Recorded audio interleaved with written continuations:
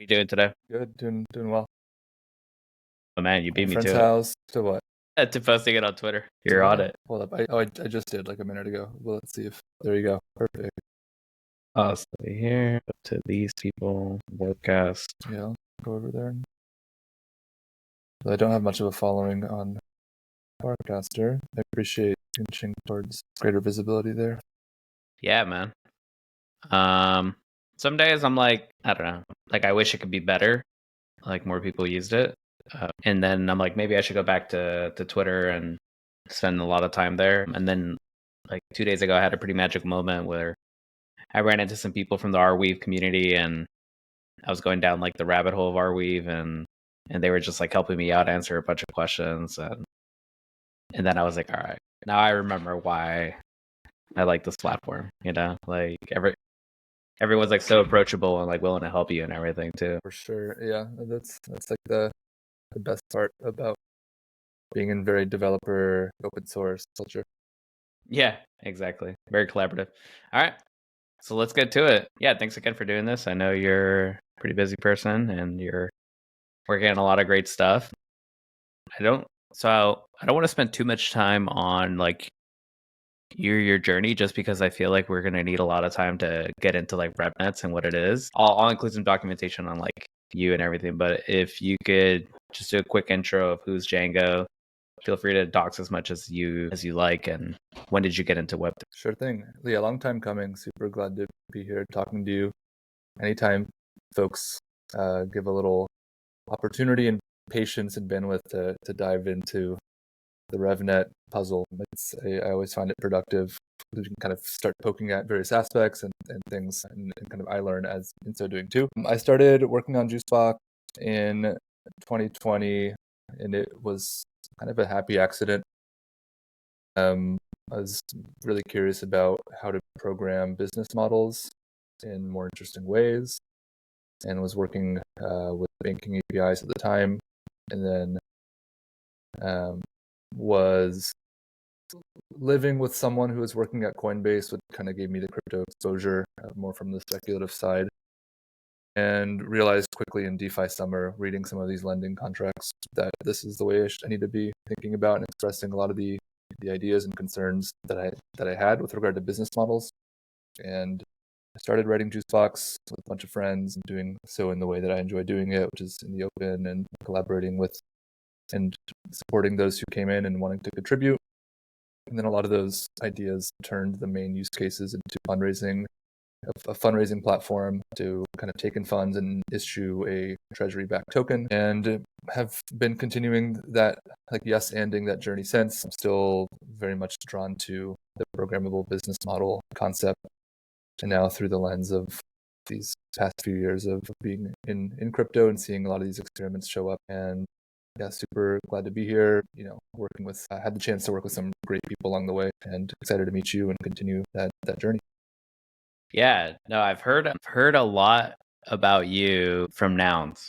Like a lot of people had a lot of positive things to say about you, and definitely I think the best way I can like summarize it for myself while I was doing the research was Juicebox is super interesting to me, and like I think we have a couple tools, kind of like like we have like the tooling around DAOs is getting better and better, and Juicebox is still like proving like the test of time, I would say. And you've also raised for like some of the biggest DAOs that were trying to be formed at one point, with like Constitution DAO and a couple other pretty crazy ideas out there. So yeah, like definitely. I don't know if you were the one that built the V1, or like you're like the main dev like for the building of Juice DAO. But if you are, definitely very impressive stuff, to say the least. Thank you. Yeah, it's been really fun to build, and even more fun kind of watching what folks want to do with it. Stressful at times, for sure.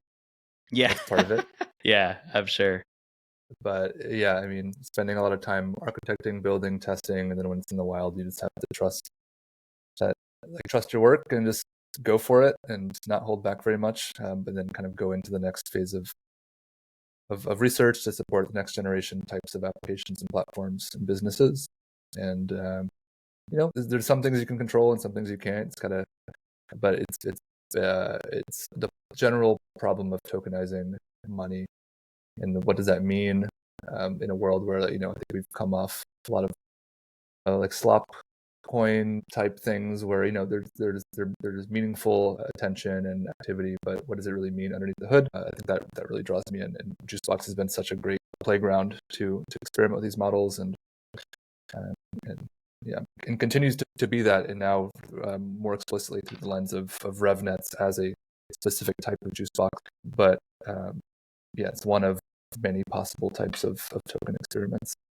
Yeah, it's so funny because like I think a lot of people, like if you were like, hey, I created like a token launchpad, a lot of like sentiments like another one, like like how is this one different from the other one and all that. But yours is actually like honestly like Revnets is very truly really different from another token launchpad. Like I think like from the outside, if you don't spend much time researching it, with the amount of thought that you put into it, which is evident based on that memo that you published. So there's a lot of thought into it. It's not just like, hey, we're just building another launchpad for founders or for revenue generating businesses. And, the only difference is like maybe the percentage of the split of the fees or something like that. Like that's the only differentiator. Maybe branding or marketing, like marketing tends to be like it's actually advantageous or an edge for sure in Web3 if you have really good work, like a good marketing arm.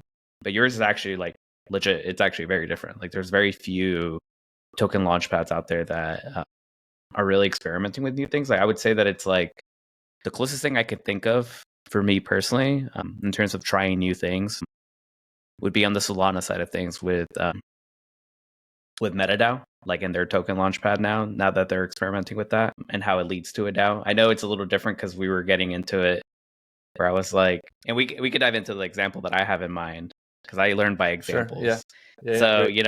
so I'm trying to start like a Web3 golfing brand, right? Like merchandise. And sometimes I'm like some of these things should be like just like a DAO. And then I know we were going back and forth. You're like, oh, maybe Juicebox actually might be better if you're like want more DAO tooling. And then the other aspect of it, like the revenue sharing aspect of it's really nice that it's like automatic within the RevNets like UI and that experience. And so it might make sense more in that sense. So anyways, what is RevNets? How is it different from any other token launchpad? Like it really is, but that's like the lead up that I'll give to everyone is that it really is actually different. And we could try to play with different examples along the way because I also benefit from like I enjoy thinking about these things in a more concrete thing because it can be very abstract otherwise.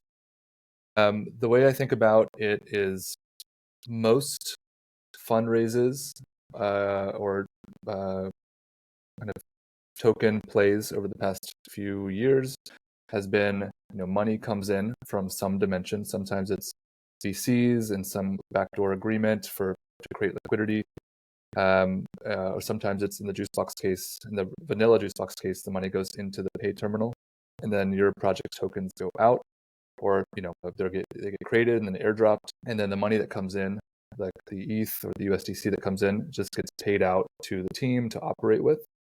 And now you have tokens that are in existence that have some relationship to the project. Oftentimes that's been through governance. So this idea of like the treasury exists in the box, and you have tokens that get to say when the money can leave the box to be paid, pay out certain people or whatever. And it's sometimes feels like a charade of decentralization because the governance is really, especially a governance that's tradable, that's easy to kind of manipulate financially.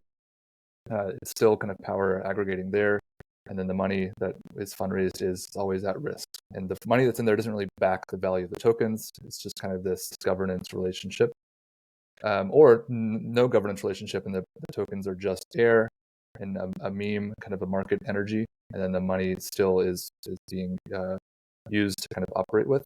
The RevNet flips that on its head a bit. So you have the money that comes in from fundraisers or from revenues. For instance, in the merchandising example that you sell, like give me an example of something you sell. T-shirts. T-shirts, great. So let's say you're selling a $30 T-shirt. Normally you would think of that sale as like, all right, here's a shirt, and then the $30 goes into my pocket, into my bank, into kind of my account receivable, whatever you want to call it. In the Revnet sense, the money, $30, goes into the Revnet, which is a box smart contract. And when the money hits the box, it's going to generate tokens. So it's going to tokenize that revenue. It's going to split those tokens at a percent that you decide ahead of time. Let's just say, for the sake of the simplest example, you're going to split the tokens 100% to yourself. So the money goes into the box and it generates tokens and they all go to you. That's essentially the model of like $30 going directly into your pocket, right? Revenue's in the box. You generate all the tokens for yourself. The only way to access the money in the box is to cash out your tokens and then access the funds in return. Now, if you start to widen that split, let's say it's at 90% of the tokens issued go to you and then 10% get issued back to the payer. Then all of a sudden you've created the system where the $30 goes into this box. You keep the majority of tokens that are an option against that revenue, 90% of it, and then 10% you're starting to distribute to your customers and those who are paying you more. So tokens get issued at the rate of money coming in. And then now you've kind of created this loyalty points system that's immediately being distributed to your most loyal customers, to your biggest spenders, biggest investors. And you as the operating team and your customers all have the same token and you're relating to the revenue in the box in the same way. So you as the builder have a choice to make. All right, do you want to access underlying funds now and cash out your tokens now? Or do you want to hold on and build more revenue into the box, which the token issuance can decrease over time, such that you have incentive to kind of try to push the network towards growth over time, and you want to benefit from that growth. So that gives you, the builder, instead of receiving the $30 and immediately having access to it, as well as a percentage of tokens, it gives you the option. So you have tokens and you have the option to access underlying revenue or hold the tokens and kind of participate in the project's growth. And then there's some follow-on incentives because of this relationship between the tokens and the fact that they're backed by the revenue, that you can take out loans against your future cash flow, kind of self-contained within the Revnet structure, which gives you operating capital as well as exposure to your future revenue streams, as well as distributing loyalty points that accrue in value to your most loyal customers, and has this pretty productive dynamic where your customers want to rep you because they have a token backed by your revenue. You want to scale because you're taking out loans against your future cash flow, so you have that incentive. And then investors also have easy due diligence, since they're putting in potentially millions of dollars and there's no rug risk, right? It's very clear where that money goes. And then I think the most important kicker for Revnets is that it's deterministic. You set rules up front when you deploy your Revnet, and the few rules you set are: at what pace will your issuance decrease over time? So let's say you're issuing 1,000 of your token per one USDC received, and then every 30 days it's going to decrease by, let's say, 20%. So then next month it's 800 of your token per USDC received, on and on and on. Yeah. And then what percentage of that is split to yourself and what percent goes to the payer into the Revnet. And that's all decided up front. So at that point, it kind of just runs like Bitcoin, where there's no governance, there's no burden of management. Everyone can play the rules as they're described, and the numbers matter insofar as it paces how your project evolves over time, but it doesn't really matter about the micro specifics. Similarly to how Bitcoin, 21 million is just a number. Halvenings every so and so number of blocks, it's just a number. The specifics don't really matter. What matters is that they exist and are enforced, and we can each play our version of our game relative to it. So I believe less governance is good, and revenue-backed tokens are good to actually promote growth and sustain open source, because open source has a pretty hard time monetizing if we're not being very specific about how we're treating revenues in that system, because any extractive energy is going to just be forked and removed. So how do we build revenue systems that actually sustain an open network of code and of people?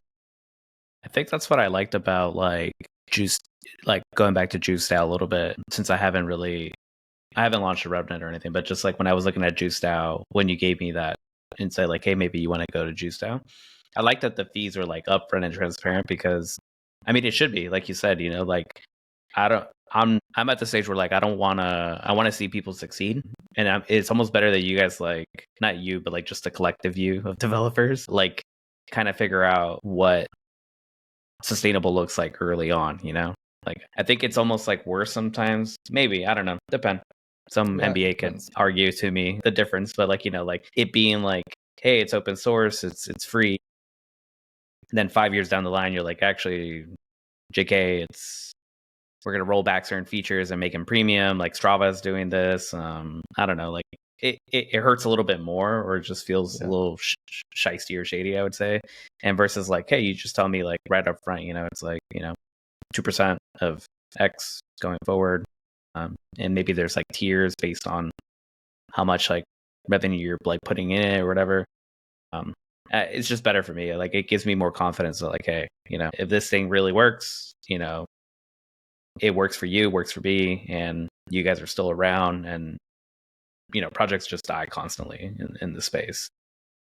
Yeah, same page. I mean, and we're always dogfooding our tools to structure our own projects because I think like this is the ethos we believe in. These are the dependencies we want to create with certain projects. Things are expensive to make. You know, our time is valuable. We need to really be deliberate about the things we're depending like, you know, the dependencies that we create for our projects. And I think, yeah, you're right. The worst is when someone says something is free or cheap and then later has full leverage to then move that around on a, you know, based on someone's decision, which may not even be the people who were involved in the beginning of a project. That might be more of a business oriented persona later on. So I'm a big believer in being revenue forward, but just having it fixed in place and it can't change. So we can't reduce the 2.5% fee. We can't increase it. And the fee goes into a network as opposed to into someone's pocket. Yeah. So it gives you a little confidence that like, okay, I am part of this network by paying the fee. Similar to, you know, imagine if every month that you pay a Netflix bill, you get some Netflix token that's correlated to that fee that you're paying, the revenue they're making, and correlated to kind of your journey alongside that company over time and like, as it scales.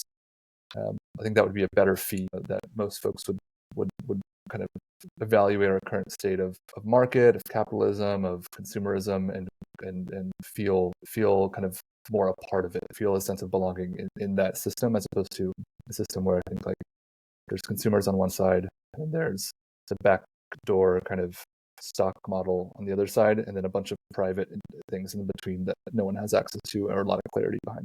But at the same time, it's not always easy. It's not always No, of course easy to not. find sustainability. Like, you know, fundraising is hard because we're fundraising using our own systems, and investors tend to prefer their tried and true systems. It takes a while to develop new standards, but we're making good progress, and the folks we get to work with, I think, are ahead of the curve. And as long as there's some forward momentum there, I'm confident that eventually it'll catch on, and then it'll be like super viral and useful once folks can look at a RevNet and easily understand how it works, similar to how they can Pump.fun or Clank token, or kind of these more one button, one click systems. Yeah. Yeah. I wanted to double click on something real quick that you said earlier about like less governance, just more on the revenue like side. Is that your thought? Like, what is your thought on DAOs then? Since you started Juicebox DAO, and which helps people set up DAOs and all that. Like, has your opinion changed on DAOs overall, or is that just like? I think Yeah. a DAO means a bunch of things. A token means a bunch of things. Like the way Juicebox DAO has always worked is it is project ID number one on the Juicebox protocol. It takes a 2.5% fee of any outbound fund from any project into it, and it issues JBX out when it receives fees, and that JBX governs the money in the tank. So that was our take on DAOs. It's very much of this ethos I've been talking about, but Juicebox DAO, it still manages that project, and it can make changes according to its governance schedule. So it's not a RevNet in that it's not fixed forever. And the money that comes in, JBX holders can decide, okay, let's pay out these developers, let's pay out these work orders to actually do certain things. And the current state of things is we've used basically all of the money that has been contributed to Juicebox DAO or paid in fees. And we have a bunch of JBX outstanding amongst community, amongst builders, stuff like that. And I think we managed to use the funds really productively to get to certain engineering outcomes and product outcomes. But we also learned a lot about, our